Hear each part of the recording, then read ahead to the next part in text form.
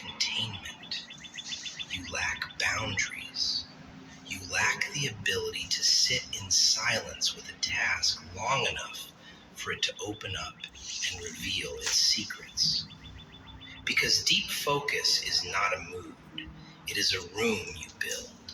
And right now you keep leaving the door open and acting surprised when chaos walks in without knocking. You want to feel inspired before you begin, but inspiration is a visitor. It does not pay rent. It is unreliable. It arrives late and leaves early. And if you keep depending on it, your life will keep depending on luck. And luck is a terrible manager. It will schedule your breakthroughs on days you are too tired to show up. So you have to do something that feels almost offensive to your emotions. You have to start before you feel ready. You have to begin while you still feel messy. You have to work while your mind is whining. You have to create order before you feel calm. Because calm is often the result, not the prerequisite. And you have been waiting at the wrong end of the process, like someone standing at a closed door insisting it open before you reach for the handle.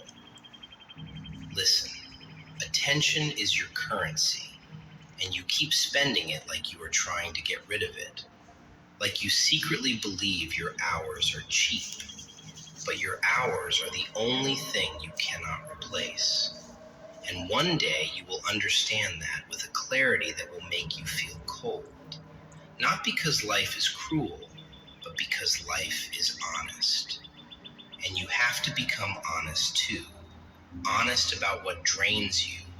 Honest about what feeds you. Honest about which habits are relaxation and which habits are sedation. Because there is a difference. There is a difference between rest that restores you and noise that numbs you. And you know the difference the moment you put the screen down and feel emptier than before.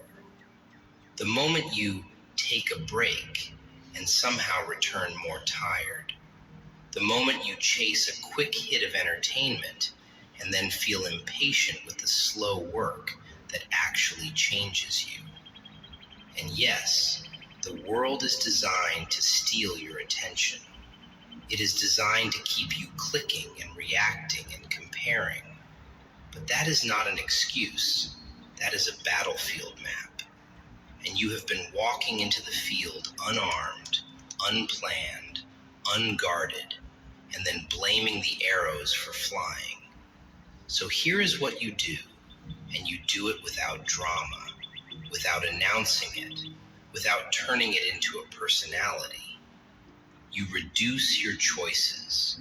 You create friction for your worst habits. You make the wrong path inconvenient. You put your phone where your hand cannot reach it without standing up like an adult. You decide ahead of time what your morning is for. You decide ahead of time what your evening is for. You decide ahead of time what your work block is for. And you treat those decisions like promises, not suggestions, because your mind will negotiate in the moment. It will argue. It will bargain. It will say, just this once, and you deserve it, and you can start in 15 minutes, and this will only take a second. And if you obey every sentence your mind produces, you are not free. You are just responsive. You are just a puppet with fancy vocabulary. Look at me. Stay here. You do not need to become a monk. You do not need to remove every pleasure from your life. You need to stop letting pleasure drive. You need to put it in the passenger seat. Because when you let comfort drive, it never takes you to the place you actually want to live. It takes you in circles and then tells you the scenery is changing. Structure is not a prison. It is protection. It is a fence around what matters. It is a way of saying, This time is sacred. And yes, that word makes people uncomfortable because they think sacred means fragile. But I mean sacred as in guarded, as in non-negotiable, as in you do not casually hand it away to whatever is loudest. You do not casually donate it to other people's emergencies when you have not even addressed your own responsibilities. And do not misunderstand me. Responsibility is not just work. Responsibility is how you speak, how you sleep, how you eat, how you react, how you treat people when you are frustrated, how you treat yourself when you fail. Responsibility is the art of being steady when you do not feel steady. And you can practice that in small ways that no one claps for. Like getting up when you said you would. Like starting your hardest task first. Like finishing a thing before opening a new thing. Like keeping your word in private. Because private integrity is the root system, and public success is just the fruit. And you have been trying to staple fruit onto a tree with rotten roots. Trying to look consistent without being consistent. Trying to feel confident without earning confidence. Trying to lead others while your own impulses lead you. You do not need to punish yourself into focus. You need to train yourself into focus. And training is repetitive. And repetitive is boring. And boring is exactly what your distracted brain avoids.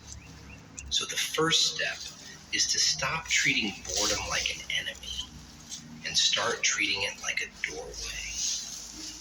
Because boredom is often the moment your mind stops being entertained and starts being useful. It is the moment you can finally hear what matters. The moment your thoughts stop being a crowd and start becoming a conversation. And yes, at first you will feel restless. You will feel the itch. You will feel the urge to check, to refresh, to see what you missed. Because your attention has been conditioned like a pet. But conditioning can be changed, and it changes the same way it was built. Repetition, choice, consequence. Repetition again. You want deep focus? Then create deep conditions. Reduce the noise. Simplify the inputs. Set a timer. Commit to one task. Let it be awkward. Let it be slow. And do not run away when you meet resistance. Because resistance is not proof you are failing. Resistance is proof you are finally touching something that matters. Something real enough to fight back. And when you do that, when you start showing up to your own work like it is a responsibility and not a hobby, you will notice something that will almost make you angry. You were never broken. You were just untrained. And the world profited from you being untrained, because an untrained mind is easy to sell to, easy to distract, easy to steer. And you have to decide if you want to be steered or if you want to steer. Because no one is coming to guard your attention for you. No one is coming to hand you the perfect environment. No one is coming to make it easy. And that is not unfair. That is simply adulthood. That is the cost of being the author of your life, instead of a character written by your impulses. And when you slip, because you will, You do not collapse into shame like shame is a ritual you must perform. You correct. You return. You rebuild the boundary. You treat it like training, not tragedy.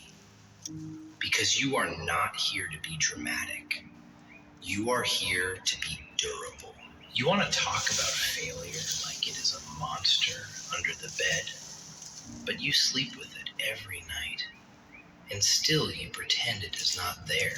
You pretend you did not see the ways you sabotaged your own progress. The ways you stopped when it stopped being exciting. The ways you abandoned a plan because you could not tolerate being a beginner. The ways you chose short-term relief over long-term respect. And I know you have reasons. You have a whole library of reasons. Reasons stacked so neatly they look like responsibility.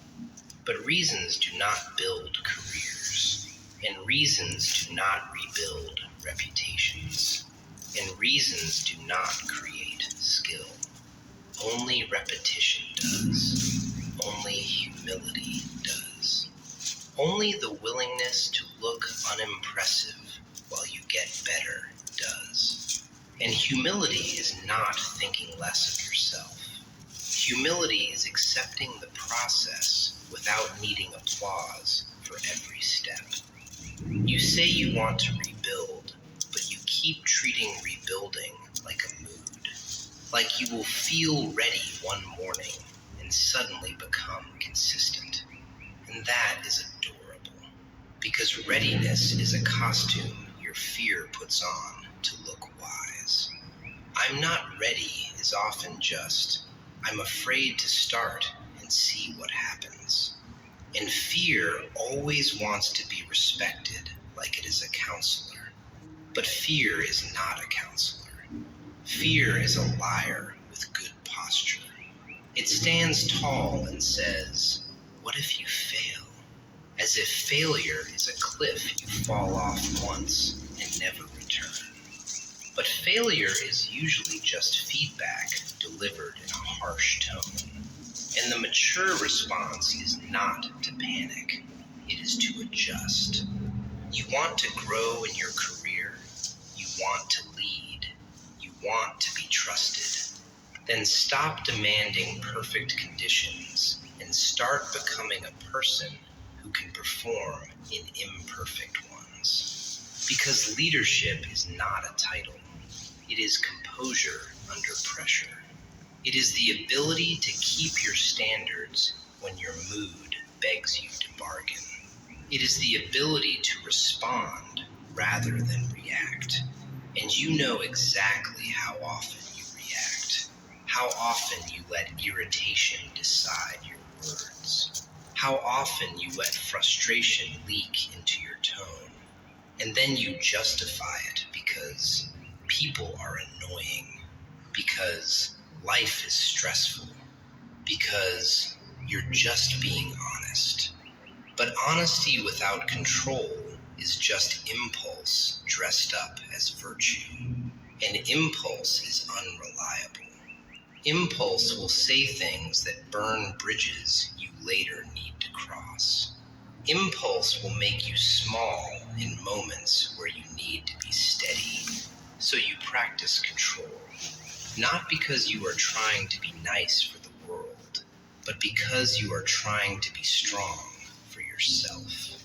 Because strength is not loud. Strength is regulated. Strength is the ability to feel anger and still choose your action. To feel disappointment and still do your work. To feel rejected and still keep your dignity. Because dignity is not something people give you. It is something you keep.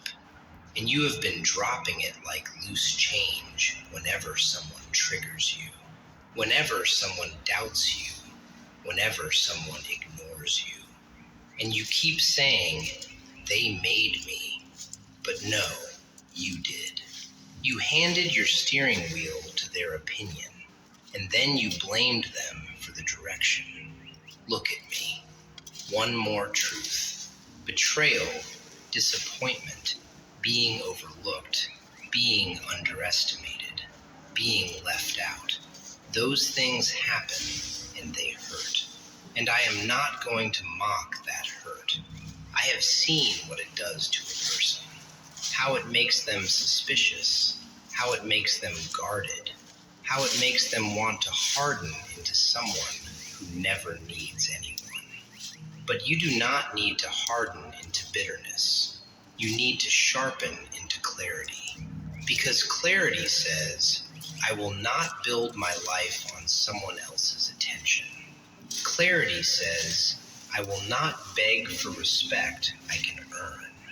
Clarity says, I will not surrender my discipline because I feel unseen. And this is where you stop being a victim of your story and become a steward of it. Because stewardship is responsibility without theatrics. It is the quiet work of repairing what you can repair and accepting what you cannot control. And then returning to the one area where you always have authority, your choices. You can choose your standards. You can choose your schedule. You can choose your environment. You can choose your response. And yes, some days you will not feel like choosing well. Some days you will feel tired, distracted, discouraged. But discipline is not the absence of those feelings. Discipline is what you do while carrying them. Discipline is the ability to keep moving even when the soundtrack in your head is negative, even when your emotions are loud, even when your confidence is low. Because confidence is not a prerequisite. It is a reward, and it is earned with evidence, and evidence only comes from action. You want to rebuild after a mistake, then start with the simplest, most unglamorous proof. Show up at the same time tomorrow. Do that same small set of actions again. Keep your promises small enough that you can actually keep them.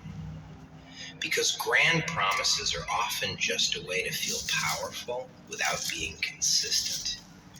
And consistency is the only power that lasts. You want to become a person people trust? Then become a person you trust. Because self-trust is the foundation of everything else. And self-trust is built in private, in the moments no one records, in the moments no one praises, in the moments where you could slip and no one would know. And you choose not to slip anyway, because you are tired of living with that quiet shame. Tired of that internal eye roll you give yourself when you make the same excuse again. Tired of being the person who understands everything and executes nothing. And do not misunderstand. Execution is not just doing more. Execution is doing what matters. It is prioritizing. It is saying no to distractions that look urgent. It is focusing on skills that compound. It is learning to sit with discomfort long enough for mastery to develop. And mastery is slow. Mastery is repetitive. Mastery is humble. Mastery is the opposite of the quick scroll, the quick hit, the quick validation. Mastery is the long game, and you have been playing the short game, because the short game gives you instant feedback, even if it is empty, even if it is shallow, even if it leaves you hungry. And you keep choosing hunger, because at least hunger is familiar. So here is what you do when you feel that familiar pull toward the easy path. You pause. You breathe, you name the impulse, and you choose the next right action. not the perfect action, not the heroic action, the next right action. Because a life is not rebuilt with a single grand decision. It is rebuilt with hundreds of small, almost boring decisions that stack into a new identity. And identity is not what you claim. Identity is what you repeat. And you are about to repeat something different. Even if you are scared, even if you are tired, even if you do not feel ready. Because readiness is overrated and responsibility is real. And you are finally ready to be real. And when the room gets quiet, when there is no one to impress and no one to blame and no one to rescue you from your own mind, that is when the real work begins. Because solitude is a mirror that does not flatter. Solitude shows you what you reach for, what you avoid, what you soothe, what you postpone. And you have been afraid of solitude because it exposes the distance between your values and your behavior. But that distance is not a life sentence. It is a measurement. And measurements can change slowly, patiently, with humility, with persistence, with a kind of steady gratitude that does not depend on having everything you want. Gratitude that says, I am still here. I still have time today. I still have breath. I still have a mind that can learn. I still have hands that can work. And that is not a slogan. That is fuel. Because bitterness drains you. Comparison drains you. Constant complaint drains you. And you have been living drained and then wondering why your goals feel heavy. The long-term path requires a different kind of mind. A mind that can delay gratification. A mind that can accept slow progress without panicking. A mind that can plant seeds and water them without digging them up every day to see if they grew. And that impatience you carry, that itch for results, that hunger for proof, it is not evil. It is just undisciplined. It is just the part of you that wants certainty before commitment. And life does not offer that deal. Life offers commitment first and clarity later. And the people who build something meaningful are the people who can tolerate that order, who can work without applause, who can stay consistent through dull seasons, who can keep their standards when no one is watching, who can be patient without being passive, who can be ambitious without being arrogant, who can stay humble enough to learn and serious enough to apply. Do the duck lips.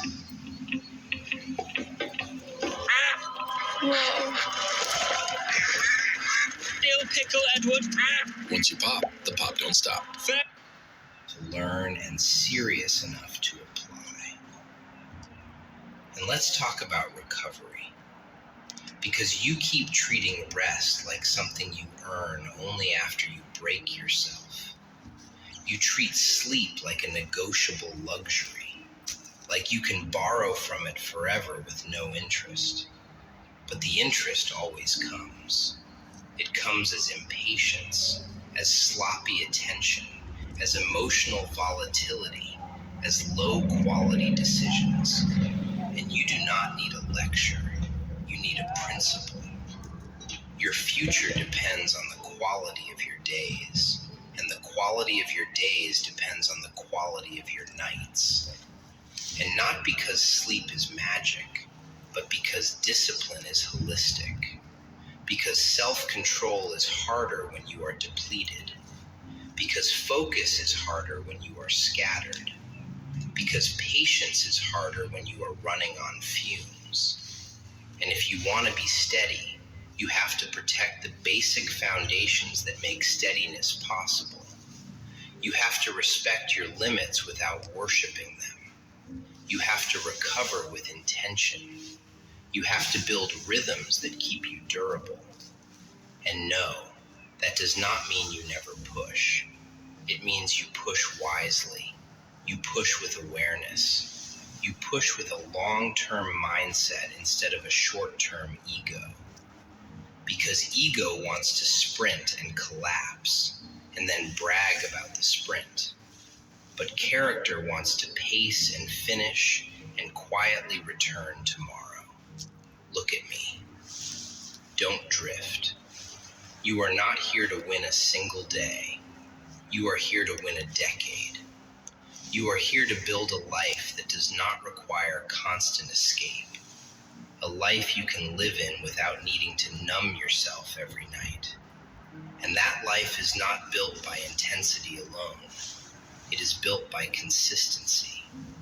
And consistency is often unromantic. It is getting up when it is dark. It is doing the boring task before the fun one. It is choosing the harder conversation instead of the silent resentment. It is controlling your tongue when you are irritated. It is refusing to let anger become your identity, because anger is a spark and you can use it. But if you keep feeding it, it becomes a fire that consumes your relationships, your reputation, your peace.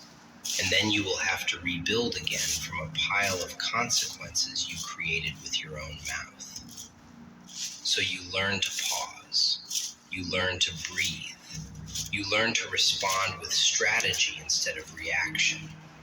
You learn to separate what you feel from what you do, because feelings are real, but they are not rulers.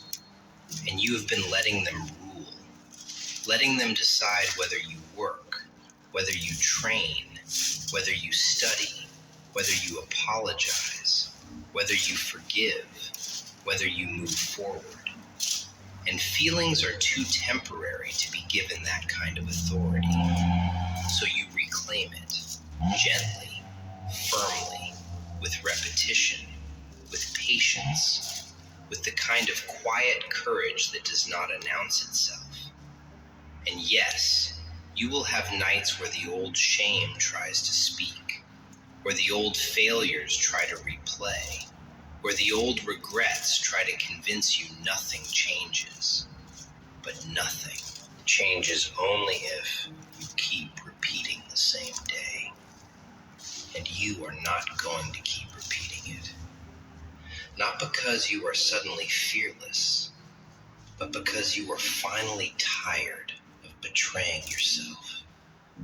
Finally tired of the gap between your potential and your practice. Finally tired of waiting for permission to become disciplined. Permission that was never required, because your life is yours to lead. And leadership begins when you stop making your comfort the priority and start making your character the priority. When you stop asking, what do I feel like doing? And start asking, what kind of person am I becoming with what I'm about to do? And then you act accordingly, again and again, until acting accordingly feels normal, until your standards become your default, until silence stops being a courtroom and starts being a sanctuary where your mind can rest because you have nothing left to hide, because you handled what you needed to handle, because you kept your word, because you took responsibility, because you chose patience over panic, gratitude over bitterness, structure over chaos, And in that quiet, the strongest kind of confidence grows. Not loud, not flashy, not begging to be seen, just steady, just rooted, just real. And you will feel it one night when you close your eyes and the world is still noisy, but your inside is not. Because you finally became the kind of person who does not need constant noise to escape from yourself. The kind of person who can sit in the dark and not be afraid of your own thoughts. Because your thoughts have learned to respect you again. Because you have proven, slowly, honestly, that you mean what you say. And you will realize the quiet truth no one told you was never meant to break you. It was meant to free you. And freedom is not the absence of struggle. It is the presence of direction. It is knowing what you stand for and then standing for it, even when it is inconvenient, even when it is lonely, even when no one applauds. Because you are not an audience member in your own life anymore. You are the one building it, brick by brick, decision by decision, breath by breath. And you are going to keep building and keep building until the person you used to be afraid you would never become is no longer a dream you whisper about, but a reality you live so quietly, so consistently, that even your doubts start to lose their voice.